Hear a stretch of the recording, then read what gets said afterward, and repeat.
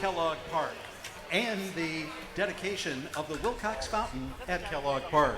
In just 15 minutes, we will begin today's ceremonies for the dedication and the official turning on of the fountain here today. Again, in just 15 minutes, we will begin. Thank you.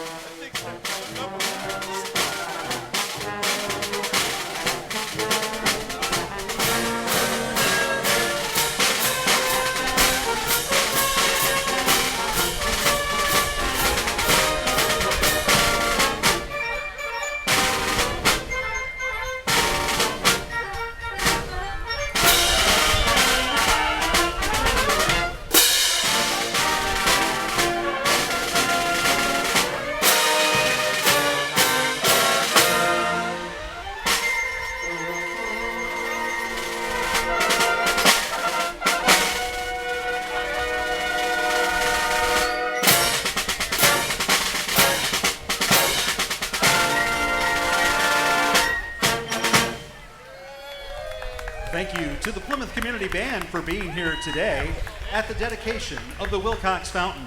We will begin today's ceremony in approximately 10 minutes. Once again, we will begin today's ceremony in approximately 10 minutes.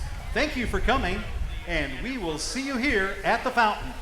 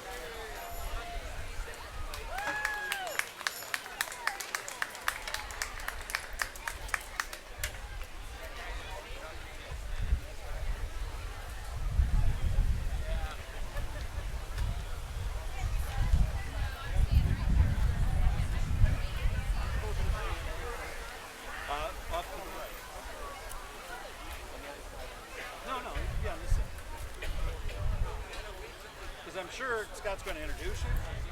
I don't know. So I'm just assuming.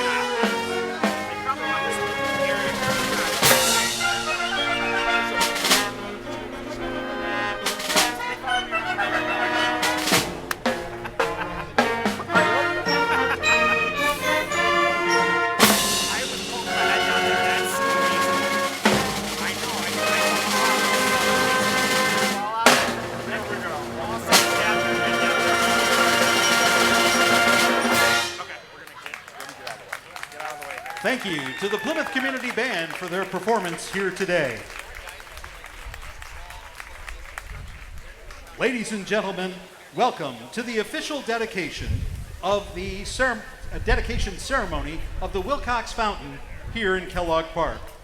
We ask everyone at this time, please rise, face the flag, and join the Plymouth Band in our national anthem.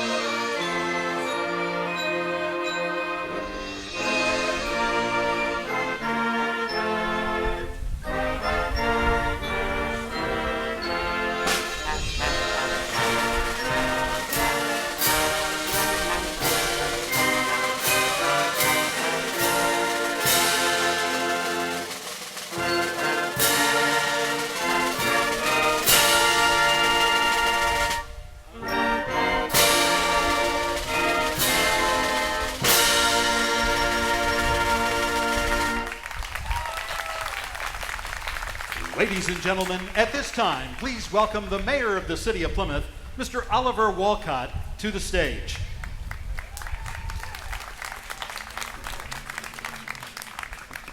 Good morning, Plymouth. How we doing? This is a live mic. Holy cow, I love it. Usually don't need a microphone to hear me talk, but with as many folks that have gathered today, I just want to say thank you. This is absolutely incredible. I want you to give you all a round of applause for being here. Keep it going for the community band. That was absolutely awesome warming us up. So in just a few minutes here, I'm going to be kicking it off to really the man that deserves a ton of the credit for what you see in front of us here, Scott Dodge, as the leader of the Wilcox Foundation. But I have a list of thank yous that I want to make sure I hit because the list is long, so I will be as brief as possible. But so many folks that need to be recognized for making this happen. Again, the Wilcox Foundation, we would not be sitting here. This project would have not gotten off the ground, and we wouldn't have the final product we see here without the incredible donation by the Wilcox Foundation. So thank you, Scott, Wynn, Dan, you guys are awesome. OTL, Chris, and your team, I know there's a ton of folks behind the scenes, but huge thank you. The way that this fountain came together, I wish all of you, the community, had a chance to see how it was all put together to have the beautiful result that we see here. It is an incredible work of art, and I mean that sincerely. So wonderful job, Chris and team.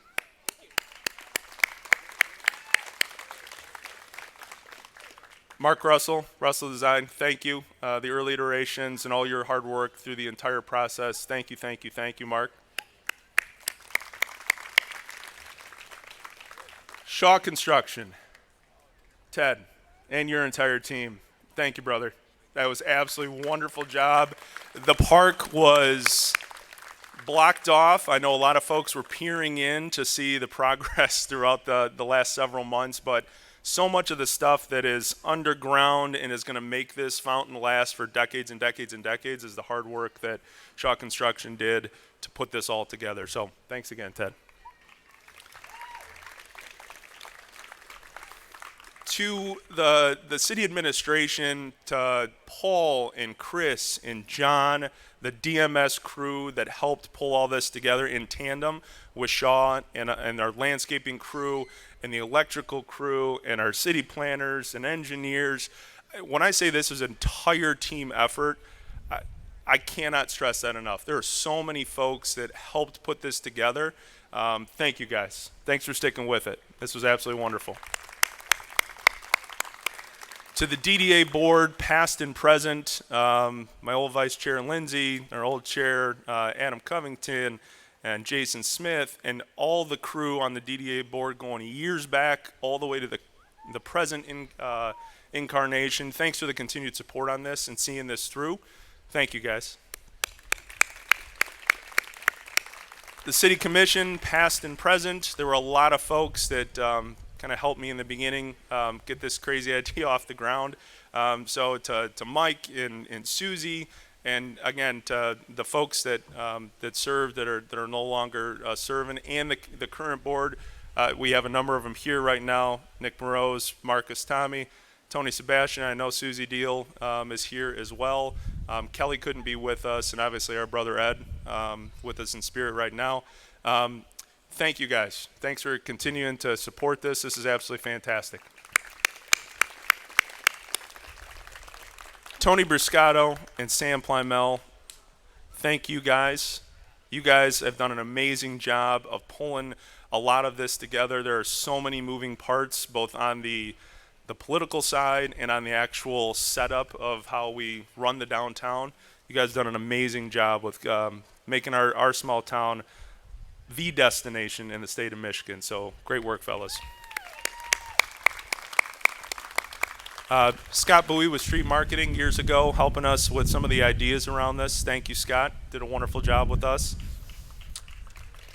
And last but not least, and then I'm going to kick it over to Scott. I'm probably over time, but oh well, right?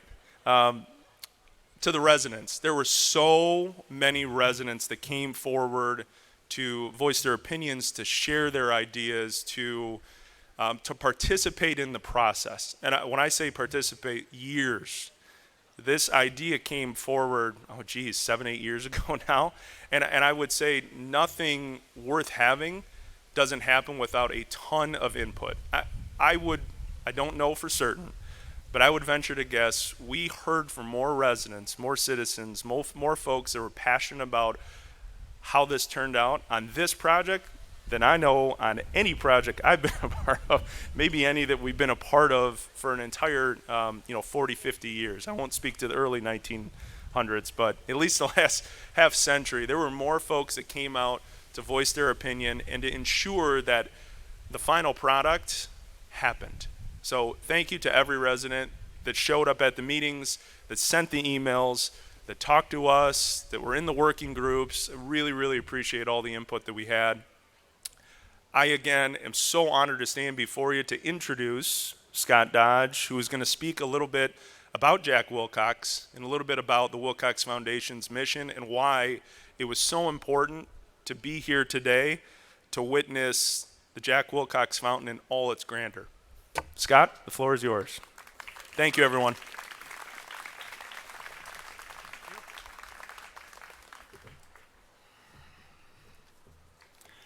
So,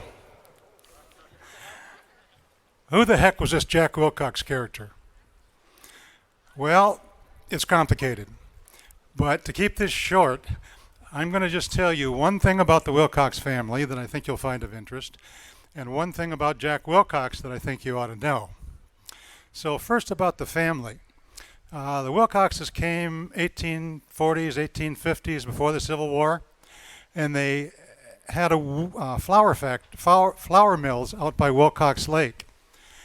And they didn't talk about it much, but early Wilcox family were members of the Underground Railroad. They brought the slaves up from the south to the north and eventually over into Canada where they were free because the Canadians had already outlawed slavery. So Lonson Wilcox was a station master on the Underground Railroad. And they brought these slaves into Plymouth because there's a central Michigan branch of the Underground Railroad that runs from Jackson to Ann Arbor to Ypsilanti to Plymouth and then to Detroit, which was the last stop. And Detroit, the code name for Detroit was Midnight.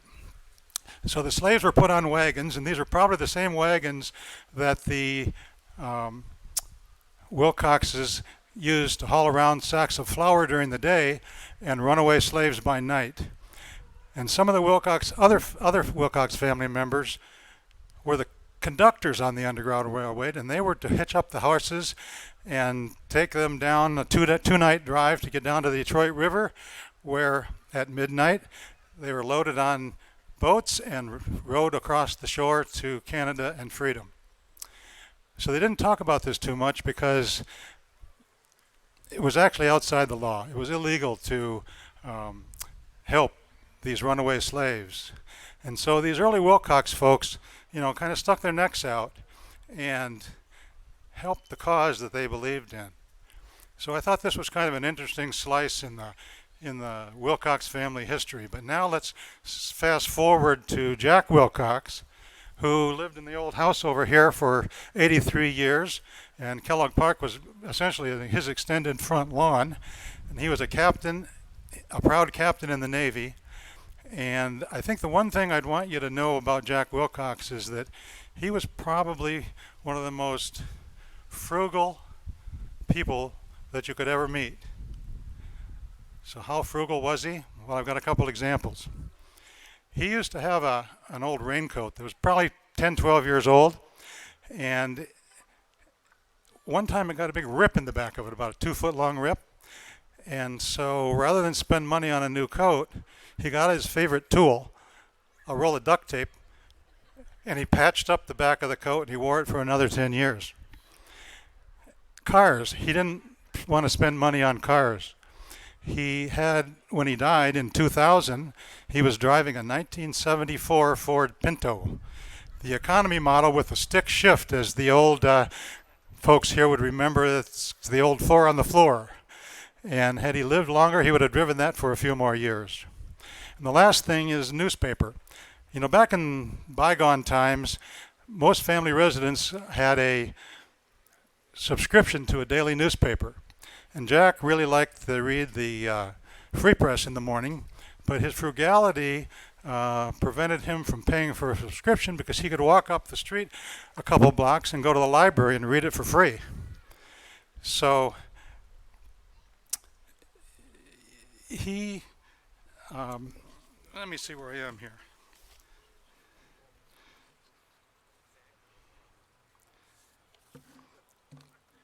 Okay, so anyway, he did that for decades, and the reason I'm kind of telling you all this is because he sacrificed a lot, and he was so frugal, but yet when he died, he left his entire estate for the benefit of the Plymouth community. And the Wilcox Foundation during the last 20 years has made over 400 grants to local Plymouth residents and organizations. And by the end of this year, we are going to have given over $6 million to the local Plymouth community.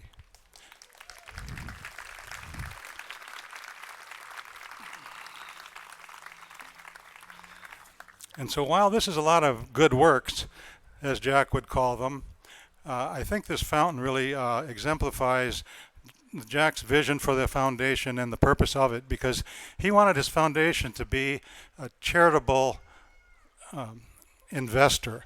And rather than just give money away to the popular causes of the day, he wanted his money invested in things that would provide a long-term benefit and create value over time. And this fountain, I think Jack would be proud to see that this hunk of granite, 7 tons of it, from a quarry halfway around the world, is going to be in Plymouth for a long time to come and create an awful lot of benefit. It's kind of a gift that's going to keep on giving. And so how did this particular fountain get here?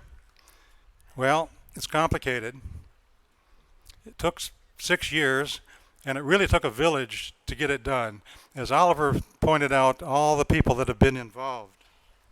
But there's 4 people that we worked with from the Wilcox board. And by the way, the board did an amazing job over these years sticking with this, and it was kind of up and down over the time, but we finally got it done. And Wynn Schrader and Dan Harriman were a great team to work with, and we persevered and finally got this thing done.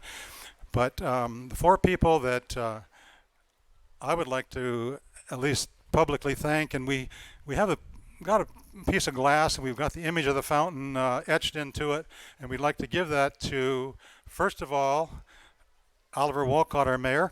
Oliver, where'd you go? So there's been years and years of drama and chaos, and Oliver's calm, cool, and collected manner kind of pulled everybody together, got everybody on the same page, and pointed us in the right direction. So thank you, Mr. Mayor.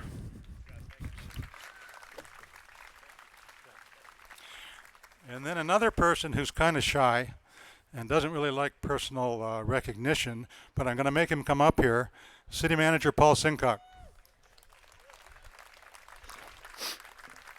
And Paul went through the same 5 years of chaos, and then when we got to the construction phase, he took all the grief for putting a fence around the big part of the park and all the trouble in rescheduling all events and everything. And then when anything would go wrong with the construction, of course, Paul's phone was the first one to ring. And I think Paul is probably the happiest person in the room here that this fountain is finally done and Kellogg Park can go back to normal.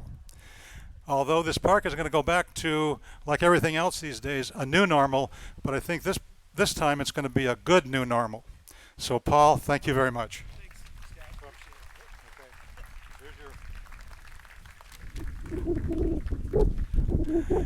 And next is our fountain company. Chris has been introduced, but I just really want to emphasize that he has been with us from the beginning, and he's designed this fountain, he redesigned it and redesigned it and redesigned the redesign, and stuck with us through this whole time, spent an awful lot of time with us, and I think he can be very proud of this final product, and the only thing now is it's got to work. So Chris, where are you? Oh.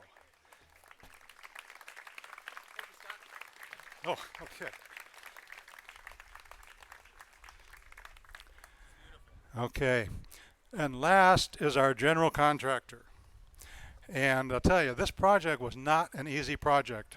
Working inside the fence with all this big equipment and everything, but Ted Barker from Shaw Construction was responsible for everything inside the fence. And it was just a monster project, and there were a lot of problems that came up, and Ted just got on them and solved them right away, and just did a fantastic job. I think this looks magnificent, and we couldn't have picked a better person to be in charge of putting this all together. So Ted, where did you go?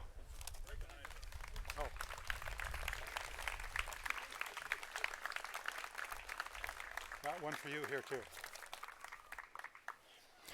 In talking, it's kind of a small world. It turns out that Ted's grandfather and my mother went to the same high school class and graduated in the class of 1928.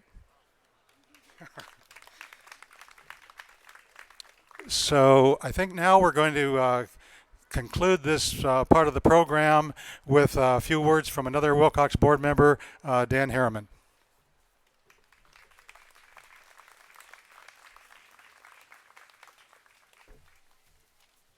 Thank you, Scott. Just a few quick comments. Thank you all for being here today. First, I'd like to welcome and thank the young persons who are present here today. We hope you will remember this day for many years to come, especially when you return to Kellogg Park, whether in the next year, the next decade, or for some of you in the next century. I'm honored to have served the community with the Wilcox Foundation for these past 2 decades. I met Jack in the early 1980s. We became friends, and in his older years, he asked me if I would serve on his foundation after his death. And of course, I was honored to accept that invitation. The Plymouth community is certainly an extraordinary community. My service to the Wilcox Foundation has confirmed that exponentially. There are so many individuals in this community who dedicate their time, their talents, and contribute their money to making this community one of the best places to visit and in which to live and work.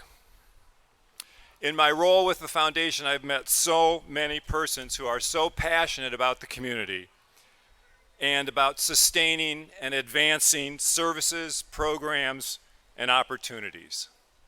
My role at the Wilcox Foundation pales by comparison. So thank you to all of you who contribute to making the Plymouth community such a great place. And thank you, Jack Wilcox.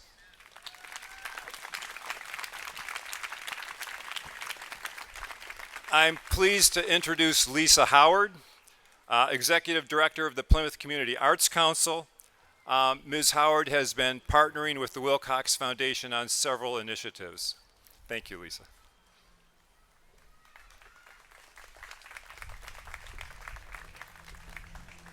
So good morning, everybody. So good to see so many people here at our dedication ceremony this morning. I'd like to introduce you to a really unique group of creative young people. These 25 artists, not all of them were able to be here this morning, but they submitted artwork to our Fountain Dedication Art Contest. And you'll see the exhibit of their work outdoors here on this quadrant of the Fountain Circle. So take a look at those before you leave today. The coolest thing, though, about submitting your work for the Fountain Contest was that one of these lucky students got their name picked to turn the fountain on. So that's pretty cool. So I'm going to introduce Michael D'Onofrio and have him come stand next to the switch. And then I'd like all the rest of my artists, you can spot them after the ceremony. They all have blue name tags on. But I'd like the rest of my artists to come right over here. Watch the wires when you walk. Look down.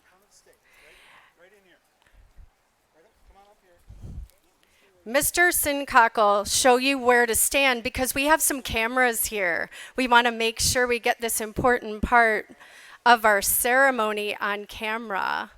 So are all my artists here? Okay, step back a little bit. Step back a little bit. There you go. Everybody kind of scrunch in. Yep, spread out a little bit. Thank you all for getting them together.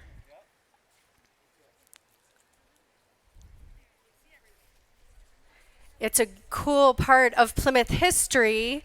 They'll be able to tell the story of the day that we turned the fountain on.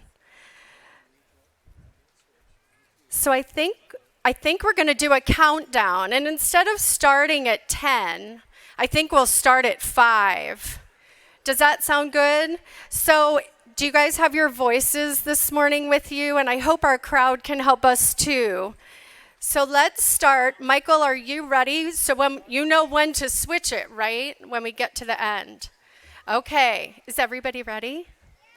5, 4, 3, 2, 1.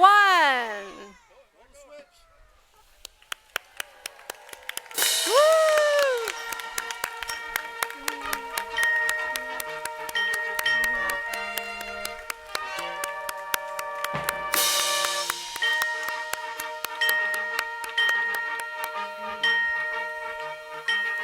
And there we go. There's your fountain, Plymouth. Congratulations.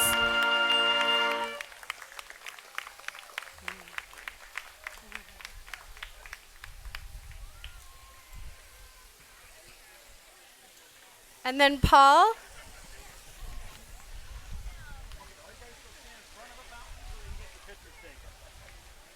Ladies and gentlemen, that concludes today's dedication ceremony. Thank you for joining us today for the dedication of the Wilcox Fountain at Kellogg Park in downtown Plymouth. We hope that you will enjoy the fountain for many years to come. For information on upcoming events in downtown Plymouth, be sure to check us out on our website at downtownplymouth.org or follow us on our many social media channels.